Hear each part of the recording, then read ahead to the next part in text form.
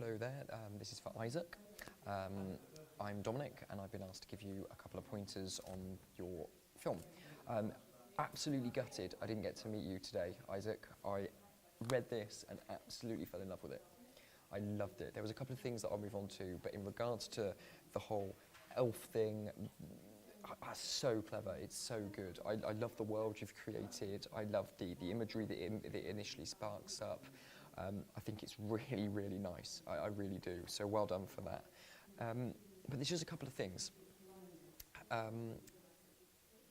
The first thing it says towards the beginning of your character profile is how he's not going to help with the uprising unless he's thrown into it. Why not? Like, if this guy is so good, and you said like he's a really caring guy, but he hasn't got anything to show his affections to, how can you be so caring, but then making such a massive effort to take a step back as an actor or as a person? You're like, you either care about something or you don't.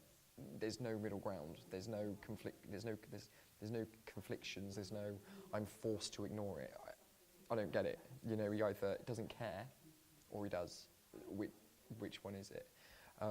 So I would address that. I don't know if you've already addressed this, because like I said, it's a real, I don't know whether you've already kind of got that worked out and whether I'm just looking at the words on the page, because this is why I wanted to meet with you and talk about it. But on the initial thing, it's like, well, if he doesn't care, why is he designing all this stuff?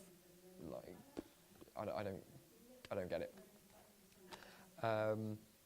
Right, but in regards to your character, brilliant. That kind of elf thing, going out in disguise and doing his thing and kitting out his flat with safety precautions, all brilliant, all really, really clever. I really like that. If I may make a suggestion, you know when he watches his fellow elf member being beaten up and then executed in the alleyway, and he doesn't step up, he doesn't, you know, he's there and hides. That's got to be a turning point, hasn't it? So if I may, and what I find really interesting is the fact they make eye contact.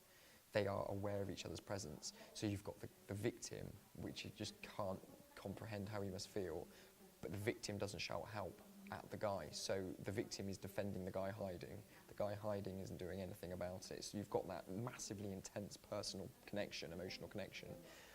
I would change it so they knew each other. I don't think that's in here, but I would have that either as workmates or colleagues or a brother or a best friend, or even if it was a female one, have a female half-elf thing. It just gives it that massive extra kick, like, wow, there's this group of guys that are killing women. I know it shouldn't make a difference, but it does. I would have that connection, which I find amazing. There was a couple of other things, please do bear with me. I was going to show that was the main point. I like the ship thing, that's really cool. I love the ideas of the characters that he meets on the Ruby, that's really nice.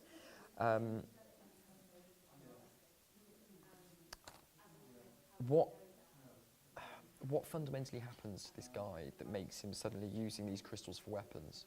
What is it? Like, why would he bother? Like, I know Ruby's doing these things to sell, but if he's got all these other designs that he's not done for war, why is he now suddenly using them? He could be using the rubies for anything, a life source, a food source. You know, it sounds like a very delicate time.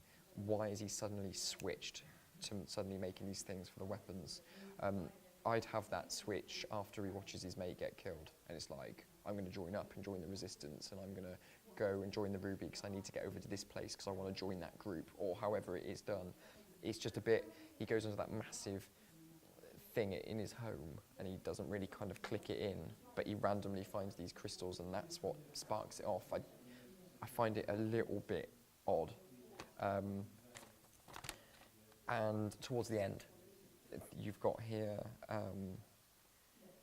where he kind of survives the Ruby crashing, and you know, shockingly loads of other people have survived it as well, and that's when he's kind of going to go, right, now I'm going to fix it because he's survived this Ruby crash. It's a little bit too little too late, because that's when it ends. I like the whole ending the film when everyone's ready to kick off. That's really cool, and the emotions are high, and he's gone through that journey to discover himself and his skill set, and he has a lot to offer. But that's, to me, a little bit weak. It's one of those films where you watch and they go, oh right, just when it kind of starts getting interesting, it's finished. so I'd have it earlier. But I absolutely love the world you've created. I love the characters. I just hope that you kind of work out why they do it earlier. But it's very, very good. Absolutely love it. I'd be delighted to play your elf. Yeah, it's brilliant. But thank you very much, and good luck with it.